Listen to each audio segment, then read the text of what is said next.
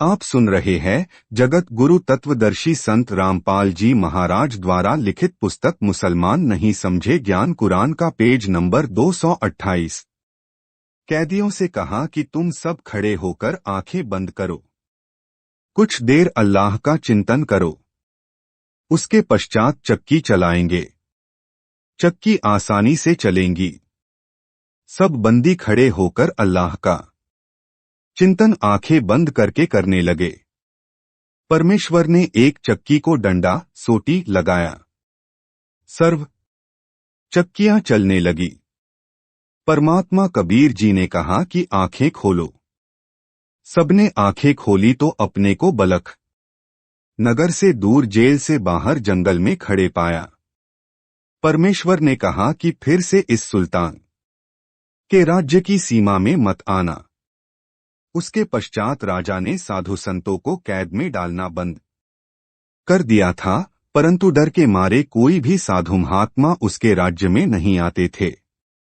कबीर परमेश्वर जी भी यही चाहते थे कि ये नकली गुरु यहां न आए, कहीं राजा को भ्रमित करके मेरे से दूर न कर दें।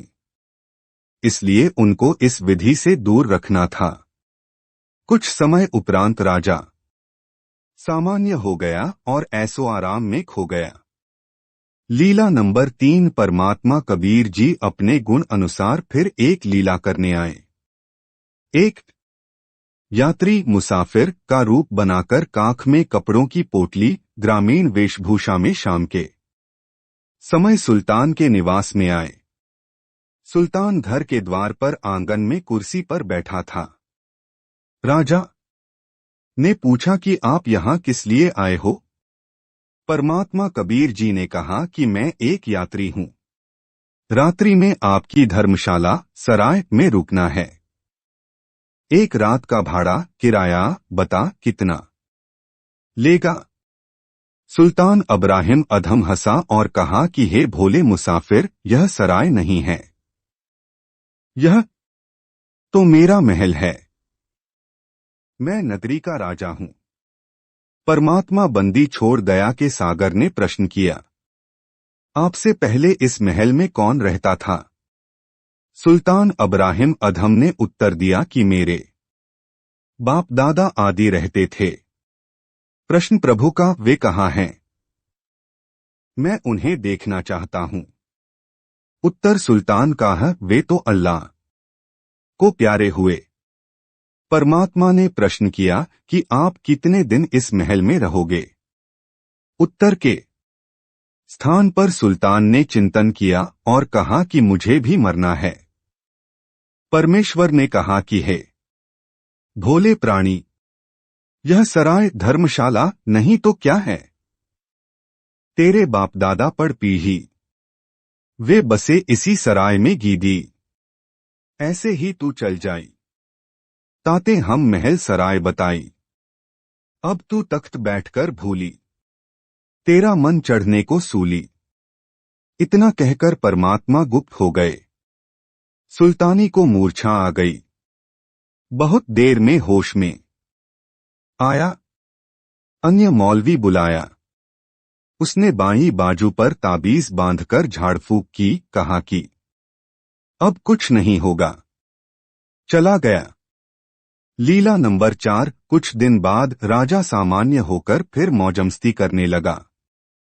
दिन के समय राजा अब्राहिम अपने नौलखा, जिसमें 9 लाख फलदार पेड़ भिन्न भिन्न प्रकार के लगाए जाते थे, उसको नौलखा बाग कहते थे, बाग में सोया करता था। लीला नंबर 4 कुछ दिन बाद राजा सामान्य होकर फिर मौजमस्ती करने लगा। दिन के समय राजा अब्राहिम अपने नौलखा, जिसमें 9 लाख फलदार पेड़ भिन्न भिन्न प्रकार के लगाए जाते थे, उसको नौलखा बाग कहते थे, बाग में सोया करता था। उसके बिस्तर को आप सुन रहे हैं जगत गुरु तत्वदर्शी संत रामपाल जी महाराज द्वारा लिखित पुस्तक मुसलमान नहीं समझे ज्ञान कुरान का पेज नंबर 229। नौकरानियां बिछाया करती थी, फूलों के गुलदस्ते चारों ओर रखा करती थी। नौकरानियों की पोशाक रानियों से भिन्न होती थी।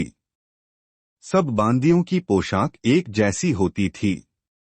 दीनदयाल कबीर जी ने उस अपनी प्यारी आत्मा सम्मन के जीव को कालजाल से निकालने के लिए क्या क्या उपाय करने पड़े थे। एक दिन परमेश्वर कबीर जी ने नौकरानी का वेश बनाया, स्त्री रूप धारण किया, बाग में राजा का बिस्तर सेज बिछाया, फूलों के गुलदस्ते अत्यंत सुंदर तरीके से लगाए और स्वयं उस सेज पर लेट गए। राजा अब्राहिम आया तो देखा एक बांदी खवासी मेरी सेज पर सो रही है। इसको मेरा जरा सा भी भय नहीं है। सुल्तान ने उसी समय कोड़ा उठाकर लेटे हुए परमेश्वर की कमर पर 3 बार मारा। 3 निशान कमर पर बन गए, खाल उतर गई। बांदी वेश में परमेश्वर ने पलंग से नीचे उतरकर एक बार रोने का अभिनय किया और फिर जोर जोर से हंसने लगे। दासी को इतनी चोट लगने के पश्चात भी हंसते देखकर अब्राहिम आश्चर्य में पड़ गया। वह विचार कर रहा था कि बांदी को तो बेहोश हो जाना चाहिए था या मर जाना चाहिए था। राजा ने दासी वेश धारी परमात्मा का हाथ पकड़ा और पूछा कि लौंडी हंस किस लिए रही है।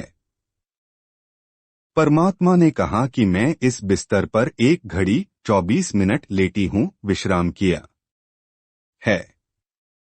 1 घड़ी के विश्राम का दंड मुझे 3 कोड़े मिला है। मेरे शरीर का चाम भी उतर गया है। मैं इसलिए हंस रही हूं कि जो इस गंदी सेज पर दिन रात सोता है उसका क्या हाल होगा। मुझे तेरे ऊपर तरस आ रहा है भोले प्राणी। मैं 1 घड़ी सेज पर सोई ताते मेरा यह हाल होई। जो सोवै दिवस और राता उनका क्या हाल विधाता। गैब भये ख्वासा सुल्तानी भये उदासा। यह कौन छलावा भाई, या का भेद समझ ना आई। यह दृश्य देखकर सुल्तान अधम अचेत हो गया। उठा तब सोचा कि यह क्या हो रहा है, मैं समझ नहीं पा रहा हूं। लीला नंबर 5। कुछ समय के पश्चात मंत्रियों रानियों ने कहा कि राजा को शिकार करने ले जाओ, कई दिनों तक जंगल में रहो, इनके मन की चिंता कम हो जाएगी। ऐसा ही किया गया। पहले दिन ही दोपहर तक कोई जानवर नहीं मिला। राजा को यह सब अच्छा नहीं लगा। जंगल में तो मृगों के झुंड चलते हैं, आज एक हिरण भी नहीं आया है। अचानक एक हिरण दिखाई दिया। राजा ने कहा कि यह हिरण बचकर नहीं जाना चाहिए। जिसके पास से निकल गया उसकी खैर नहीं। देखते देखते हिरण राजा के घोड़े के नीचे से निकलकर जंगल की ओर दौड़ लिया। राजा ने शर्म के मारे घोड़ा पीछे पीछे दौड़ाया। दूर जाकर हिरण जंगल में छिप गया। राजा तथा घोड़े को बहुत प्यास लगी थी, जान जाने वाली थी। अल्लाह से जीवन रक्षार्थ जल की याचना की। वापस अपने पड़ाव की ओर चला। पड़ाव 1 घंटा दूर था। वहां तक जीवित बचना कठिन था। कुछ दूर चलकर दाएं बाएं देखा तो एक जिंदा फकीर बैठा दिखाई दिया। पास में स्वच्छ। आप सुन रहे हैं जगत गुरु तत्वदर्शी संत रामपाल जी महाराज द्वारा लिखित पुस्तक मुसलमान नहीं समझे ज्ञान कुरान का पेज नंबर 230। जल का छोटा जलाशय था। उसके चारों ओर फलदार वृक्ष थे, मधुर फल लगे थे। राजा को जीवन की किरण दिखाई दी। जल पिया, कुछ फल खाए, घोड़े को पानी पिलाया, वृक्ष से बांध दिया। जिंदा बाबा की ओर देखा तो उनके पास 3 सुंदर कुत्ते बंधे थे। एक कुत्ते बांधने की सांकल चैन = लोहे की बेल साथ में रखी थी। सुल्तान ने फकीर को सलाम वालेकम किया। फकीर ने भी उत्तर में वालेकम सलाम बोला। राजा ने कहा, हे फकीर जी, आप 3 कुत्तों का क्या करोगे? इनमें से 2 मुझे दे दो। फकीर जी ने कहा, ये कुत्ते मैं किसी को नहीं दे सकता, इनको मैंने पाठ पढ़ाना है। ये तीनों बलख शहर के राजा रहे हैं। मैं इनको समझाता था कि तुम अल्लाह को याद किया करो, इस संसार में सदा नहीं रहोगे, मरकर कुत्ते का जीवन प्राप्त करोगे। अब तुम नान, पुलाव, काजू किशमिश, मनुखा दाख, खीर, हलवा, फल खा रहे हो। यह आपके पूर्व जन्मों के पुण्यों तथा भक्ति का फल मिला है। यदि इस मानव जीवन में भक्ति नहीं करोगे तो कुत्ते आदि के प्राणियों के जीवन में कष्ट उठाओगे। खाने को यह अच्छा भोजन नहीं मिलेगा। झूठे टुकड़े खाया करोगे, टट्टी खाया करोगे, गंदा पानी नाली का पिया करोगे। जब राजा थे तब इन्होंने मेरी बातों पर बिल्कुल ध्यान नहीं दिया। ये सोचते थे कि यह फकीर मूर्ख है। राज्य को कौन संभालेगा? रानियों का क्या होगा? अब ये तीनों कुत्ते बने हैं। देखो, मैंने काजू बादाम किशमिश मिलाकर बनाया हलवा खीर इनके सामने रखा है। इनको खाने नहीं देता हूं, दिखाता हूं। जब ये खाने की कोशिश करते हैं तो मैं इनको पीटता हूं।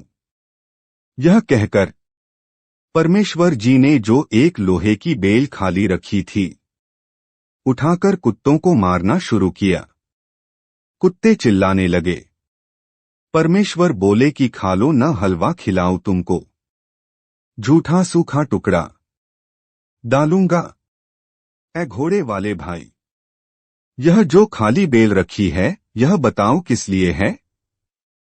जो बलख शहर का राजा सुल्तान अब्राहिम इब्न अधम है, वह भी संसार तथा राज्य की चकाचौंध में अंधा होकर अल्लाह को भूल गया है।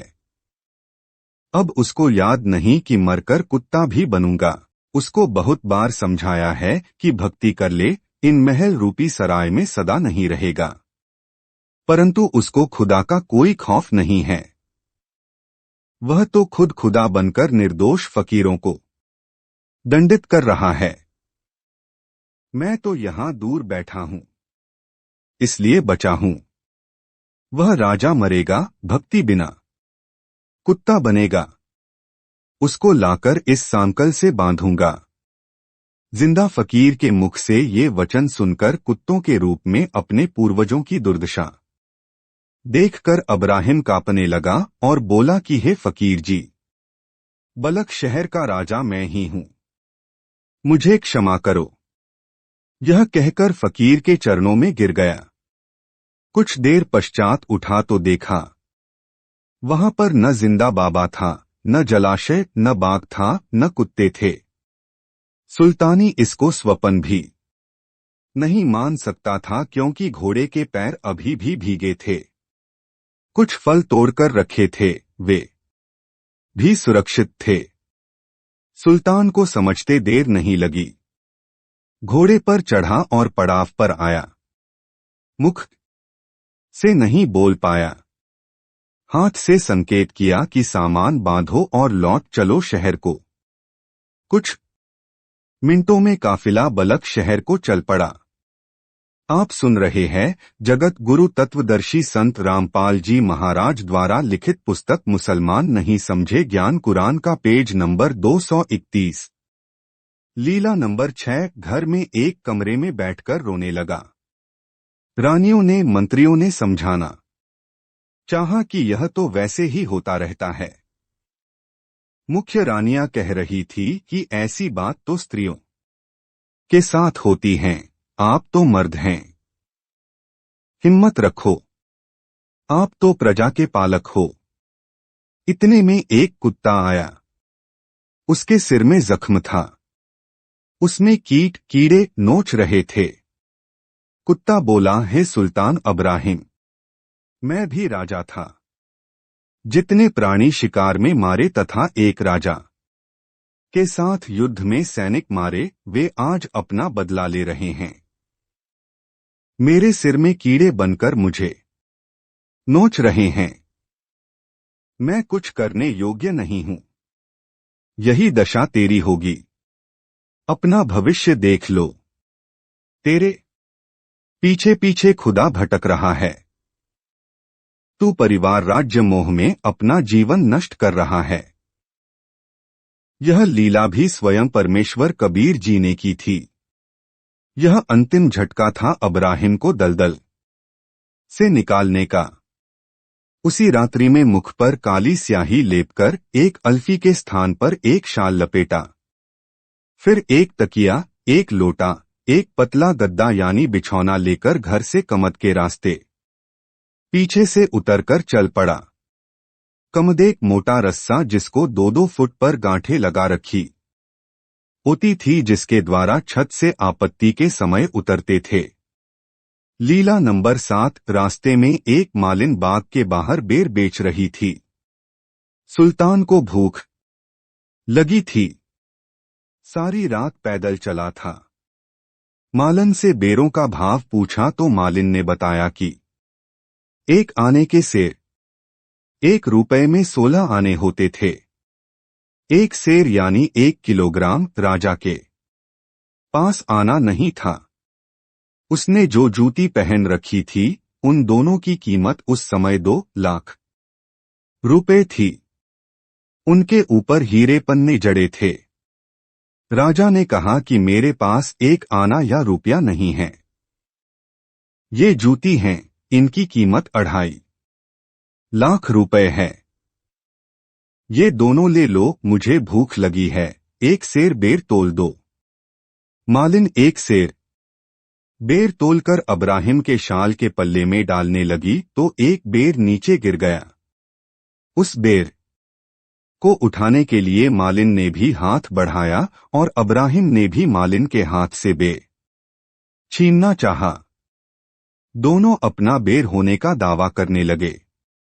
उसी समय परमेश्वर कबीर जी प्रकट हुए और कहने लगे, हे गंवार, यह तो मूर्ख है, जिसको इतना भी विवेक नहीं कि एक बेर के पीछे उस व्यक्ति से उलझ रही है जिसने 2.5 लाख की जूती छोड़ दी।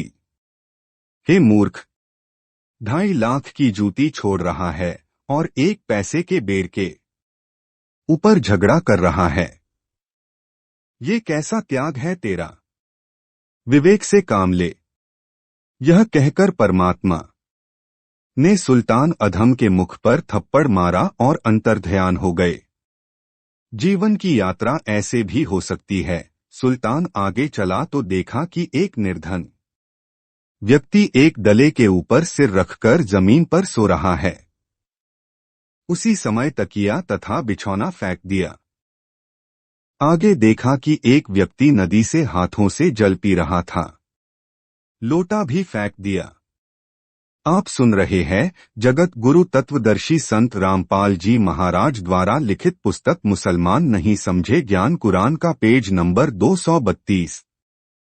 काल की भूल भुलैया में फंसे व्यक्ति को समझाना। रास्ते में वर्षा होने लगी। शीतल वायु बहने लगी। अब्राहिम ने एक झोंपड़ी देखी जो एक किसान की थी। उसके पास 2 बीघा जमीन बिना सिंचाई की थी। एक बूढ़ी गाय जो 4-5 बार प्रसव कर चुकी थी। एक काणी स्त्री थी। शीतल वायु के कारण उत्पन्न ठंड से बचने के लिए अब्राहिम अधम सुल्तान उस झोंपड़ी के पीछे लेट गया। रात्रि में दोनों पति पत्नी बातें कर रहे थे कि वर्षा अच्छी हो गई है। गाय का चारा पर्याप्त हो जाएगा। अपने खाने के लिए भी अच्छी फसल पकेगी। अपने ऐसे ठाठ हो जाएंगे, ऐसे तो बलख बुखारे के बादशाह के भी नहीं हैं। सुल्तान अब्राहिम अधम यह सब वार्ता सुनकर उनकी बुद्धि पर पत्थर गिरे जानकर उनको भविष्य के दुखों से अवगत कराने के उद्देश्य से सूर्योदय तक वहीं पर ठहरा रहा। सुबह उठकर उनकी झोंपड़ी के द्वार पर खड़ा होकर सलाम किया। दोनों पति पत्नी झोंपड़ी से बाहर आए। अब्राहिम उनको भक्ति करने तथा माया से मुख मोड़ने का ज्ञान देने लगा। कहा कि आपके पास तो एक गाय है, एक स्त्री है, 2 बीघा जमीन है, आप इसी से चिपके बैठे हो, इसे बलख के बादशाह से भी अधिक ठाठ मान रहे हो। यह तो कुछ दिनों का मेला है। तुमको गुरुजी से उपदेश दिला देता हूं, तुम्हारा जीवन धन्य हो जाएगा। मैं ही बलख शहर वाला सुल्तान अब्राहिम अधम हूं। मैं उस राज्य को छोड़कर परमात्मा की प्राप्ति के लिए चला हूं। उन्होंने कहा कि हमें तो लगता नहीं कि आप बलख शहर के राजा हो। यदि ऐसा है तो तेरे जैसा मूर्ख व्यक्ति इस पृथ्वी पर नहीं है। आपकी शिक्षा की हमें आवश्यकता नहीं है। सुल्तान ने कहा कि गरीब, रांडी, स्त्री, ढांडी, गाय ना तजें, ये नर कहिए का। बलख बुखारा त्याग दिया थी कोई पिछली ला। इसके पश्चात अब्राहिम अधम पृथ्वी का सुल्तान तो नहीं रहा, परंतु भक्ति का सुल्तान बन गया। भक्तराज बन गया। इसलिए उसको सुल्तान या प्यार में सुल्तानी नाम से प्रसिद्धि मिली। आगे की कथा में इसको केवल सुल्तान नाम से ही लिखा खा जाएगा। जैसे धर्मदास जी को धनी धर्मदास कहा जाने लगा था, वे भक्ति के धनी थे। वैसे सांसारिक धन की भी कोई कमी नहीं थी। सुल्तान को परमेश्वर मिले और प्रथम मंत्र दिया और कहा कि बाद में तेरे को सतनाम फिर सार शब्द दूंगा। कबीर सागर के अध्याय सुल्तान बोध में पृष्ठ 62 पर प्रमाण है। प्रथम पान प्रवाना ले, पीछे सार शब्द तोई देई। तब सतगुरु ने अलख लखाया, करी परतीत परम पद पाया। सहज चौका कर दीन्हा पाना ना, काल का बंधन तोड़ बगाना। विचार करें, उस समय अब्राहिम के पास न तो आरती चौका करने को धन था, न अन्य सुविधा थी। यह वास्तविक कबीर जी की दीक्षा की विधि है। जो आरती चौका, उसमें लाखों या हजारों का सामान, नारियल आदि का कोई प्रावधान नहीं है। वह तो बाद में कोई पाठ। आप सुन रहे हैं जगत गुरु तत्वदर्शी संत रामपाल जी महाराज द्वारा लिखित पुस्तक मुसलमान नहीं समझे ज्ञान कुरान का पेज नंबर 233।